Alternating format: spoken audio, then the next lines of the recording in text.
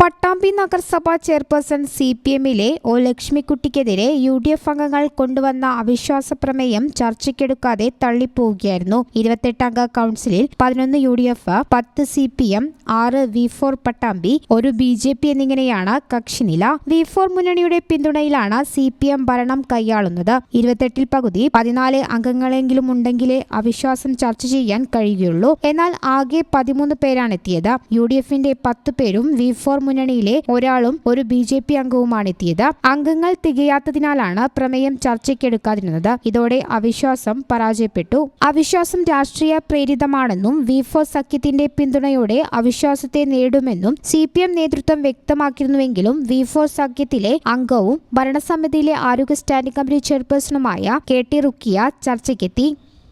സ്വതന്ത്ര സ്ഥാനാർത്ഥികളാണ് പങ്കെടുക്കാത്തതുകൊണ്ടാണല്ലോ കോറം തികയാത്തത്. അല്ല, മറ്റ് ഭരണപക്ഷ കൗൺസിലർമാർ ആരും പങ്കെടുത്തിട്ടില്ല.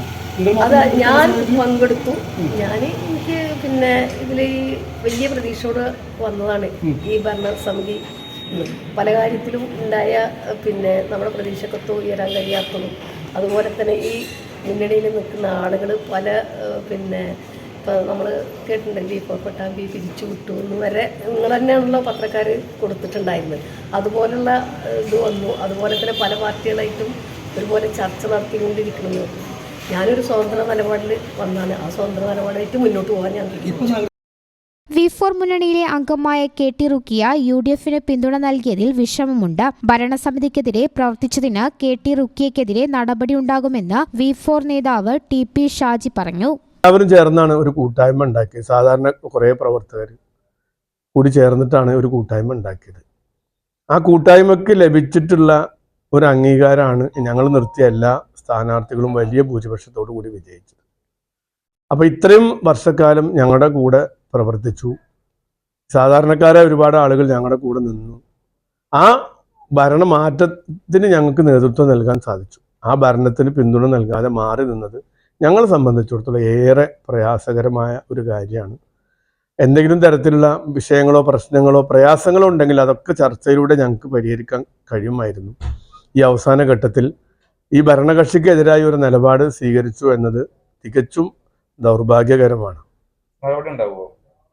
സ്വാഭാവികമായിട്ടും ഒരു മുന്നണിയുടെ ഭാഗമായി പ്രവർത്തിക്കുമ്പോൾ അതിൻ്റെതായ രീതിയിലുള്ള നടപടി ഉണ്ടാവും. കാരണം ഇരു മുന്നണികളോടും തുല്യ സമീപനമെന്ന് BJP അംഗം സുരേഷ് പറഞ്ഞു. ജനാധിപത്യ മര്യാദയുടെ ഭാഗമായാണ് യോഗത്തിനെത്തിയതെന്നും BJP അംഗം പറഞ്ഞു.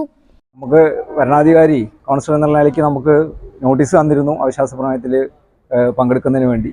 ഭരണാധികാരി ജനാധിപത്യ സംവിധാന പ്രകാരം നമ്മൾ മര്യാദ പാലിച്ചുകൊണ്ട് യോഗത്തിൽ പങ്കെടുത്തു. പക്ഷേ അതിൽ കോറം തികയാത്തതുകൊണ്ട് ആ മീറ്റിംഗ് നടന്നിട്ടില്ല. നമ്മളത് അവിടെ നിന്ന് പോരുകയാണ് ഉണ്ടായത്. ഭാരതീയ ജനതാ പാർട്ടിയെ സംബന്ധിച്ചിടത്തോളം LDF ആയാലും UDF ആയാലും ഒരു നാണയത്തിൻ്റെ രണ്ട് വശങ്ങൾ തന്നെയാണ്. CPM V4 മുന്നണിയുടെ തെറ്റായ നയങ്ങൾക്കെതിരെ UDF നടത്തുന്ന സമര പോരാട്ടങ്ങളുടെ ഭാഗമായാണ് അവിശ്വാസം കൊണ്ടുവന്നതെന്നും പോരാട്ടം തുടരുമെന്നും UDF അംഗം CA സാജിദ് പറഞ്ഞു. 11 UDF അംഗങ്ങൾ ഒപ്പിട്ട അവിശ്വാസ പ്രമേയമാണ് ഇന്ന് ഇവിടെ ചർച്ചയ്ക്ക് വേണ്ടി വിളിച്ചു ചേർത്തത്.